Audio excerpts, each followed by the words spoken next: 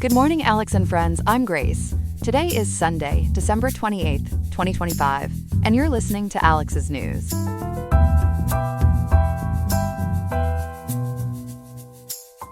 The high in Riverside today is 59 degrees, with a low of 45.8 degrees, so bundle up if you're heading out for some post-holiday errands. Coming up, we'll unpack how Winter Storm Ezra is intensifying travel headaches in the wake of Christmas, dive into the ways artificial intelligence is pushing up costs for smartphones and laptops, and touch on a few other key developments making headlines. Whether you're navigating the roads or keeping an eye on tech trends, we've got the insights you need.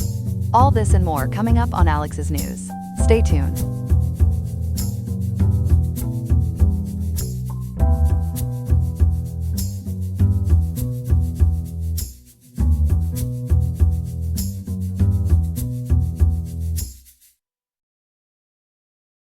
Good morning. If you're heading home after the holiday, you've probably felt it. A powerful winter storm has turned post-Christmas travel into a slog across the Northeast and the Great Lakes. Ethan, walk us through what's happening right now. We're dealing with a messy two-part hit that arrived late last week and is now ramping back up. The National Weather Service says the first fast-moving front drops snow, sleet, and freezing rain from Friday into Saturday, and a second phase, what many outlets are calling Winter Storm Ezra, is intensifying today. According to CBS News and the Washington Post, the combination has translated into thousands of flight cancellations and long airport delays, just as crowds swell for the holiday return. How bad did it get at the airports over the weekend, and where? The New York area took a pounding, especially Friday into Saturday. FlightAware data cited by CBS News show the country saw more than 2,700 cancellations since Friday, with John F. Kennedy, Newark, and LaGuardia responsible for well over half of them. The Washington Post reports average arrival delays at Kennedy pushed past 2 hours at times, after the FAA put in airspace flow restrictions to manage the weather and de-icing queues. Are airlines doing anything to help people rebook and avoid being stuck? Yes, most major carriers moved quickly with fee-free changes. According to reporting summarized by the Hindustan Times and other outlets, Delta, United, JetBlue, and American are waiving change fees and fare differences for certain itineraries through Tuesday, December 30th, at hubs like Kennedy, LaGuardia, Newark, Philadelphia, and Hartford. That flexibility won't erase the backlog, but it gives travelers options to shift into clearer weather windows without paying a premium. What about today specifically? Are things any better this Sunday, December 28th? There's some tentative stabilization, though it's uneven. KESQ and the Economic Times note that by early afternoon today, national cancellations had dipped to roughly 140, but delays still numbered in the hundreds as airlines worked through the pileup from Saturday's peak. The FAA is still throttling traffic in bursts when snow showers and wind pick up, so anyone flying should keep refreshing their airline app. And on the roads, we've heard about whiteouts and ice. Where were the biggest trouble spots? The interstates that knit together the Northeast and Great Lakes were the worst. The Washington Post, citing AAA, reminded us this is one of the busiest travel stretches of the year, and stretches of I-95, I-80, and I-81 saw snow rates of 2 to 4 inches an hour in bands overnight Friday into Saturday. State DOTs, amplified by local stations and Boise State Public Radio, reported whiteouts and bans on light trailers in parts of Wisconsin and Michigan because of 40 to 60 mile-an-hour gusts and drifting snow. Did pre-treating and plowing help, or did the temps just undo that? Crews were out early, but the temperatures fell fast and kept falling. According to National Weather Service summaries carried by local outlets, those rapid drops into the upper teens around the New York metro refroze slush into black ice, undoing a lot of the pre-treat work. That's why you saw multi-hour backups and stranded cars, even on stretches that had been plowed just an hour earlier. Let's talk snow totals. How much did New York City actually get? Central Park measured just over 4 inches, which is notable because, as the Washington Post points out, it's the city's first 4-plus-inch snowfall since January of 2022. That's a big deal after a couple of lean winters, even if it's not a blockbuster storm. The AOL-hosted New York Post update echoed by IB Times UK, said Long Island saw more than 6 inches, and the Catskills and some interior spots climbed toward a foot. And outside the city, it sounds like ice was the bigger problem? That's right. The so-called ice belt lit up again. Watchers.news and the Pittsburgh Post-Gazette described a corridor through central Pennsylvania, western New York, and parts of Massachusetts, where a quarter to half an inch of glaze brought lines down and slicked every untreated back road. It doesn't look dramatic, but even a thin coating of ice robs tires of traction and takes crews longer to clear than fluffier snow. With all this going on, what have governors and cities put in place? New York's Governor Kathy Hochul declared a state of emergency on Friday, December 26th, covering more than half the counties and calling in National Guard support, according to CBS News and The Washington Post. New Jersey's acting governor Tahisha Way issued a statewide emergency the same day, citing the volatile mix of snow, sleet, and freezing rain. In the Great Lakes, Michigan's Governor Gretchen Whitmer activated plans for 10 northern counties where ice snarled power and roads, while cities in Illinois and Wisconsin rolled out parking bans to keep plows moving, as PBS and Boise State Public Radio reported. For folks who still have to drive today or tomorrow, what's the best advice? Keep it simple and plan for the worst. NWS meteorologists told IB Times UK that drivers should carry basic emergency kits, food, water, a flashlight, and blankets, because a fender bender in these conditions can quickly become hours on the shoulder. And check the State 511 apps before you go. They're the best source for live closures and chain or trailer restrictions on your exact route. You mentioned Winter Storm Ezra. Is that an official name? It's a media convention, not a government one. The Weather Channel has been naming winter systems for over a decade to make communication easier on television and social media, but the National Weather Service does not name winter storms. As Travel Pulse has explained, official bulletins stick to terms like winter storm warning or blizzard warning, and the FAA likewise writes about widespread snow events rather than brand names. How does this compare to the last couple of years of holiday travel? It sits between the extremes. Seeking Alpha and the Economic Times noted that the December 2023 cancellation rate was historically low, but 2022 saw the Winter Storm Elliott meltdown with tens of thousands of cancellations, especially at Southwest. This storm isn't Elliott level, yet the strain is clear because the system was already fragile.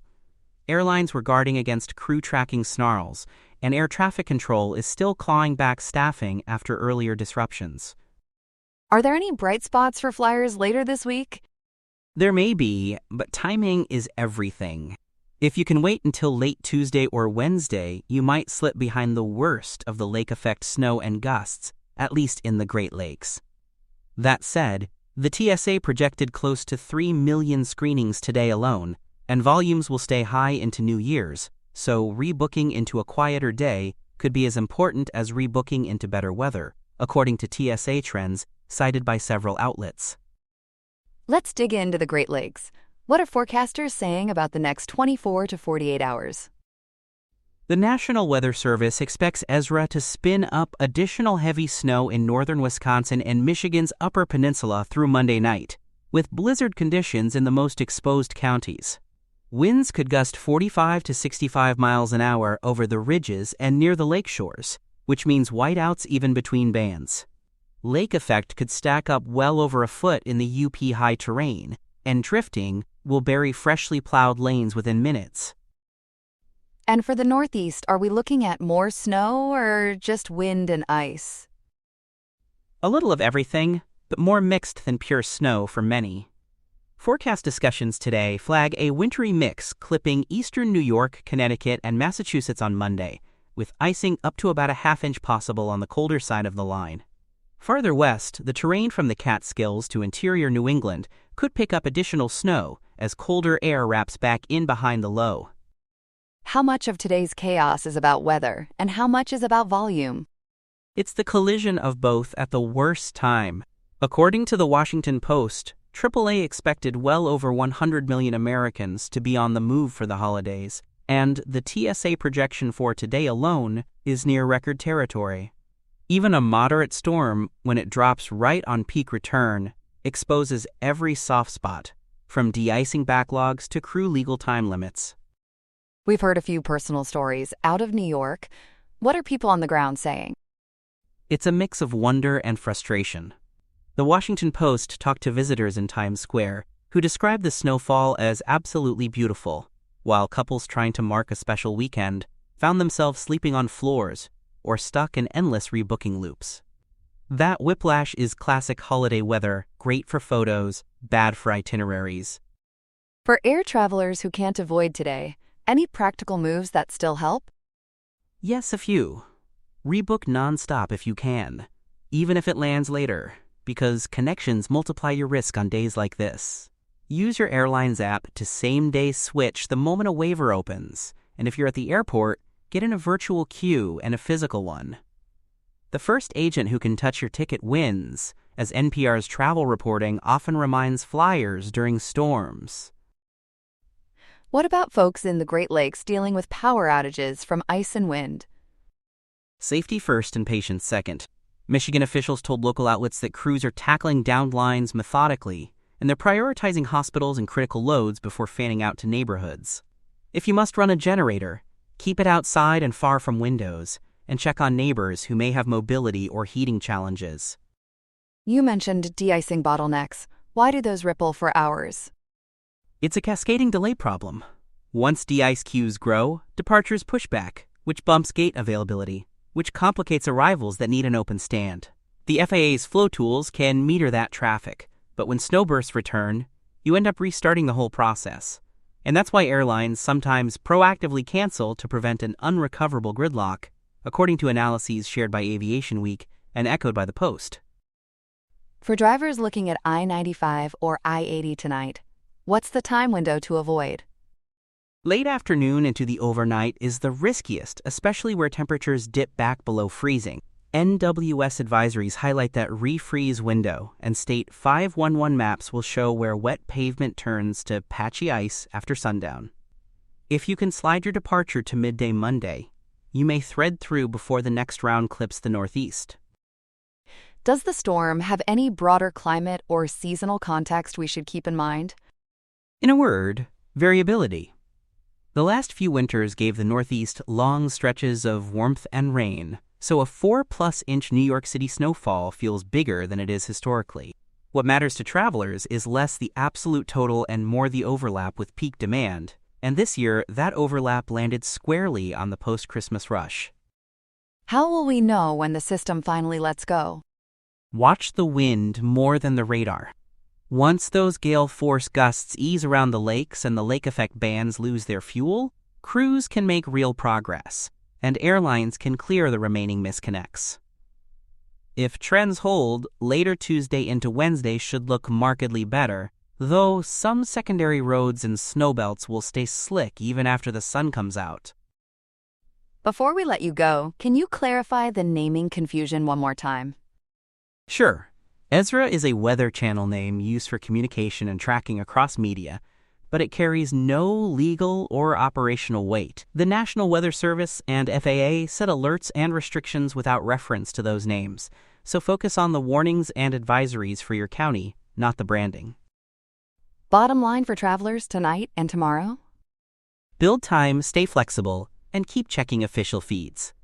FlightAware's Misery Map can help you see where the bottlenecks are building, and the NWS and your state DOT apps will pinpoint the worst highway stretches in real time. This isn't apocalyptic, but it's perfectly timed to cause maximum frustration, so small adjustments, like leaving midday, going nonstop, or waiting one day, can save a lot of grief. Ethan, thanks for the clear guidance and the context on a very messy weekend. Stay warm out there, and we'll keep folks updated as the week unfolds. Our second story this morning is hitting anyone shopping for gadgets. There's a global memory chip shortage, and AI is a big reason. Chloe's been following it. Chloe, what's going on? In short, AI is gobbling up the memory that used to flow into our everyday devices. NPR's All Things Considered reported today that data centers racing to train and run AI models are soaking up dynamic RAM and especially high bandwidth memory. TrendForce data cited by NPR puts demand roughly 10% above supply, which is a big gap in such a tight market. It's pushing prices higher for phones, laptops, and even game consoles. So this isn't just a blip, right? Industry watchers are calling it a structural shift, not a passing cycle. The New England News Collaborative framed it as AI's, quote, voracious appetite, end quote, redirecting production to high-margin enterprise gear over consumer tech. Because AI workloads require massive memory bandwidth and a lot more chips per server, manufacturers are prioritizing high-bandwidth memory, where profits are far richer. That leaves fewer wafers for the standard DDR memory that powers home devices. Help us understand why AI needs so much memory. Training and running big AI models demand huge datasets that sit close to the processors, and that's where high-bandwidth memory shines. According to NPR's segment, the GPUs driving AI, mostly from NVIDIA, work best when paired with vertically stacked memory that can feed them at extreme speeds. A tech analyst quoted by NENC said, AI has turned memory demand into something persistent, meaning you can't just dial it down when things get expensive. If you do, performance breaks. And the factories can't just make more of everything? Not easily. Tech Insights and TrendForce analyses say one wafer devoted to high-bandwidth memory can consume the capacity of roughly 3 wafers of regular DDR chips because those HBM stacks are physically larger and harder to build. Yields are lower, the packaging is more complex, and through-silicon vias add steps that slow things down. So every wafer line that flips to HBM is a line that stops feeding the consumer side. Which companies are making these calls? The big three are Samsung Electronics, SK Hynix, and Micron.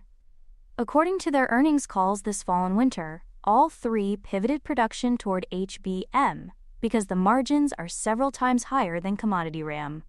Micron's CEO, Sanjay Mehrotra, said last week that industry supply will remain substantially short for the foreseeable future. Dell's chief operating officer, Jeff Clark, warned back in late November that higher memory costs will make their way to customers, both for PCs and servers. How much more are we talking for memory prices? TrendForce data, referenced by NPR and NENC, points to contract prices that have roughly tripled since late summer. 16GB DDR5 modules that were under $7 early this year are now north of $27 in the fourth quarter. Aggregate DRAM prices are up about 172% year over year, which lines up with the history of this market, where even a small deficit can cause outsized spikes. In an inelastic supply setup, a 10% shortfall is huge. Are chip makers also cutting output like we saw during earlier cycles? They are practicing what they call strategic production cuts, especially after an oversupply hangover early this year. SK Hynix, for instance, ramped HBM capacity from roughly 100,000 wafers a month last year to about 170,000 by this quarter, while dialing back some low-end DRAM. Samsung, according to industry trackers, is running very high utilization and toggled some wafer starts back to DDR5 in December to help servers, but the overall tilt remains toward HBM. The net effect is fewer bits for mainstream devices. What about the tech inside the fabs? Can new processes fix this? The industry is moving to nodes labeled 1 beta, 1 gamma, and 1 delta, which cram more bits per wafer. But TrendForce and Company transcripts note that extreme ultraviolet lithography gear and advanced packaging capacity are bottlenecks, so bit growth is coming from shrinks rather than new wafer additions. Most fabs hit about 95% utilization by mid-year, and inventories were nearly depleted by November. That's a sign they're physically constrained, not just idling plants. Let's bring it home. What does this mean for shoppers right now? Prices for devices are already rising, and more hikes likely land in the next few months. NPR interviewed Avril Wu of TrendForce, who expects another roughly 40% increase in memory pricing during the first quarter of next year. She even bought her new iPhone early to get ahead of it. For consumers, that translates into laptops and desktops getting 15 to 20% pricier, and phones, especially budget and mid-range models, jumping 20 to 30%. Some brands are quietly cutting RAM in base models to keep sticker prices from shocking buyers. Even game consoles?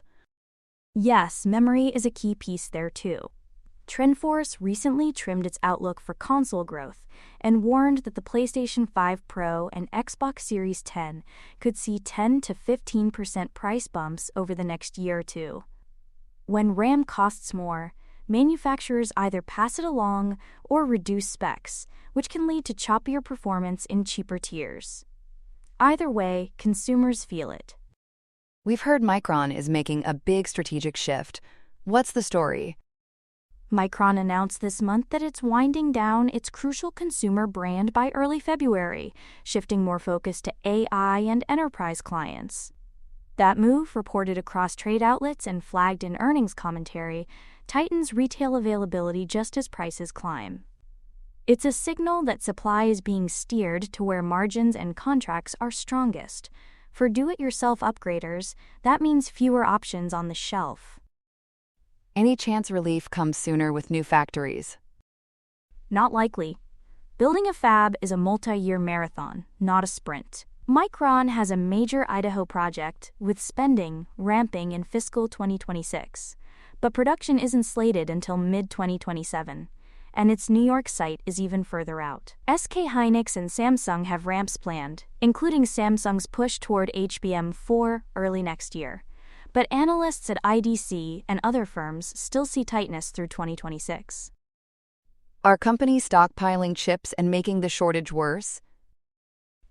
That's a real factor. According to supply chain checks cited by industry analysts, big PC and smartphone makers have been holding inventory at roughly half again as much as normal, sometimes more than 12 weeks. Some of that is hedging against tariffs and the end of life for older memory, like DDR4 and LPDDR4. But it inflates apparent demand and can amplify the bullwhip effect when new capacity finally arrives. We've been here before with chip shortages. Is there any concern about manipulation?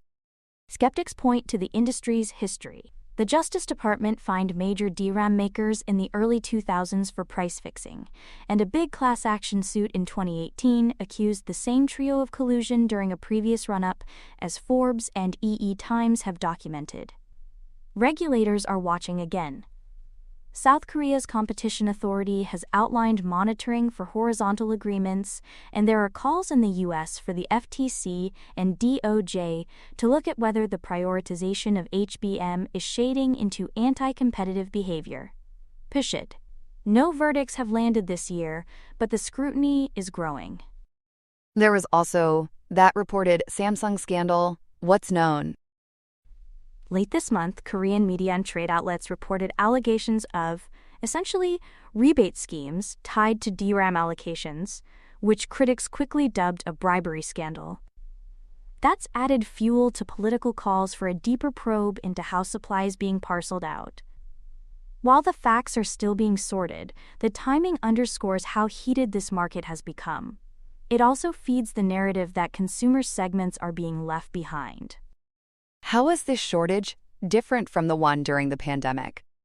The pandemic crunch was caused by a tangle of shutdowns, logistics snarls, and a surge in work-from-home demand, but it eased as those pressures normalized. This time, according to NPR and NENC reporting, the core issue is that AI needs far more memory per server, and high-bandwidth memory eats a disproportionate chunk of fab capacity. In other words, the demand mix itself has changed. That makes a quick snapback less likely. What are people in the industry saying about how long this lasts? Most forecasts center on sustained tightness through next year, then potential whiplash by 2027 if all the new fabs come online at once. IDC and a handful of hedge fund research notes warn of a bullwhip effect as OEM hoarding collides with fresh capacity. Micron's leadership, as mentioned, is publicly preparing for a prolonged shortfall. Meanwhile, TrendForce is signaling that pricing will remain elevated well into late next year. Does this shift hurt innovation in consumer tech? It can, because higher memory costs force uncomfortable trade-offs. Some phone makers will ship fewer gigabytes in base models, which can choke multitasking and shorten a device's useful life. PC makers may delay or downsize memory-heavy configurations, beefing up other specs instead of RAM. Over time, that risks widening the digital divide, as NPR framed it, making slick new tech less accessible. If someone's thinking about upgrading a laptop or phone, what's the best advice? If you need it soon, buying sooner could save you money. TrendForce's Avril Wu literally told NPR she bought her phone early to avoid hikes, and the first quarter looks particularly hot for price increases. If you can wait until, say, late 2026 or 2027, you might catch relief, but that's a long horizon. At minimum, compare configurations closely, since some brands may quietly lower memory in entry models. What about small businesses trying to refresh PCs or servers? Budget extra for memory and consider phasing purchases. Dell and other vendors have warned that higher DRAM costs will be passed through, especially on server configurations that are very memory dense. It might be worth locking in quotes now for early next year if you can. Also, check whether slightly older platforms using DDR4 can meet your needs at lower cost while supplies last. Are cloud prices going up because of this? They can, and some already have. When cloud providers like Amazon, Microsoft, and Google build GPU clusters for AI, they're paying a premium for memory-rich accelerators. According to industry analysts, that cost pressure shows up in higher rates for AI instances and, at the margins, standard compute. It's another way the consumer or small developer ultimately shoulders part of the burden. Could alternative memory technologies help, like new types of storage or packaging? There's experimentation, but nothing ready to replace DRAM at scale. Some chip makers are working on tighter CPU memory co-packaging and using things like Compute Express Link to stretch memory pools, but those are complex to deploy. Storage class memory once seemed promising, yet it hasn't filled the gap left by pure DRAM. For the next couple of years, regular DDR and high bandwidth memory remain the bottleneck. Any bright spots we should note? A few. Competition among HBM suppliers is intensifying, with Micron joining Samsung and SK Hynix more aggressively, which could improve supply by late next year. Server makers are also getting smarter about right-sizing memory so they don't overbuild configurations. And if regulators keep the spotlight on the market, that could discourage extreme supply discipline. How are investors reacting to all this? Memory makers have seen their shares climb as pricing strengthened, and their recent results show operating margins in the 40 to 60% range according to company filings. But investors also know this is a cyclical industry, and the bear case is that 2027 brings a glut if everyone expands at once. That's why you hear so much about disciplined capital spending. It's a delicate balance, and consumers are caught in the middle. Any final takeaway for listeners trying to plan tech purchases? Prioritize what you truly need, and don't assume tomorrow's model will be cheaper. According to NPR's reporting today, the memory squeeze is likely to persist through next year, and that pressure will touch almost everything with a processor. If you're eyeing a configuration with higher RAM, consider buying before late winter price lists reset. And keep an eye on trusted trackers like TrendForce for signs the market is finally loosening. Chloe, thanks for breaking that down. We'll keep watching where this goes into the new year. Here are some other headlines. In Myanmar, dawn broke over ballot boxes as the first phase of the first election since the 2021 coup opened at 6 a.m., with voting in 102 of 330 townships. The military-backed USDP leads a field of 57 parties, while the popular NLD remains dissolved and Aung San Suu Kyi remains behind bars. The junta calls it a path to multi-party democracy, but the UN and rights groups brand it a sham amid violence, gagged speech, and active warfare. Electronic voting machines debut under heavy security in Yangon and Naypyidaw, votes and volts. With polls to follow on January 11th and 25, the timeline points to a February presidency for Senior General Min Aung Hlaing, as observers from China and India watch a bid for legitimacy that won't quiet rebel-held no-go zones or Western sanctions. In Guinea, the coup's promise meets the polling booth, as voters choose their first president since 2021. General Mamadi Doumbouya, once a not me candidate, now tops a 9-name ticket after a September constitution scrubbed bans on military bids and stretched terms to 7 years. About 6.7 million are registered, though exiled rivals and a muzzled press have critics calling the campaign squeezed and skewed. The stakes are awe-inspiring: the world's bauxite bonanza and the Samandu iron project, central to Doumbouya's pitch. The ballot could prove whether West Africa's uniforms are passing the democracy test, or simply pressing them. In the Central African Republic, voters tackled a quadruple header: presidential, legislative, regional, and municipal races. Incumbent Faustin Archange Touadéra seeks a third term under a 2023 rewrite that erased 2-term limits and extended mandates from 5 to 7 years. Roughly 2.4 million registered amid hiccups like delays and patchy rolls in Bangui. 6 challengers stand. Among them, former Prime Ministers Anichette Georges Dologuele and Henri-Marie Dondra, yet the main opposition coalition is boycotting what it calls an uneven playing field. With security buttressed by a shift from Wagner to Russia's Africa Corps, a win could cement a diamond-studded status quo and Moscow's mineral interests. Provisional tallies are due January 5th, with a February 15th runoff if no one clears 50%, third time's the charm, or 3 strikes. Kosovo is back at the ballot box for the second snap parliamentary vote this year, hoping to unlock a 10-month stalemate. About 2 million citizens can cast ballots. Turnout hit 17.84% by 1 p.m., early signs of a brisk ballot ballet. Prime Minister Albin Kurti's Vetivan leads but faces sharp challenges from PDK and LDK, who campaign on rebooting the economy and mending global ties. Since February's inconclusive result, the 2026 budget has sat in park and talks with Western partners stalled. If coalition math still doesn't add up, institutional paralysis could spill into April's presidential race, deadlock, with no key in sight. And along a tense frontier, Thailand and Cambodia inked a ceasefire to end 3 weeks of the fiercest border fighting in decades. Thai another day. Defense chiefs Natafan Narkfanit and T. Seha signed the deal at a special boundary meeting, halting airstrikes and artillery at noon Saturday, freezing forces in place, and pledging to return 18 captured Cambodian soldiers after 72 quiet hours. The truce follows an October Accords collapse and a December surge that uprooted nearly 1 million lives and left dozens dead.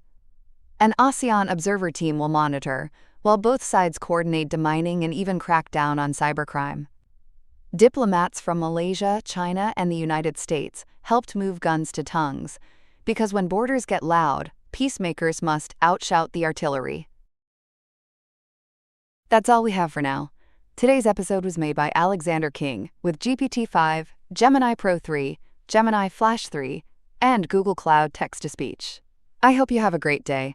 I'll see you tomorrow, Alex.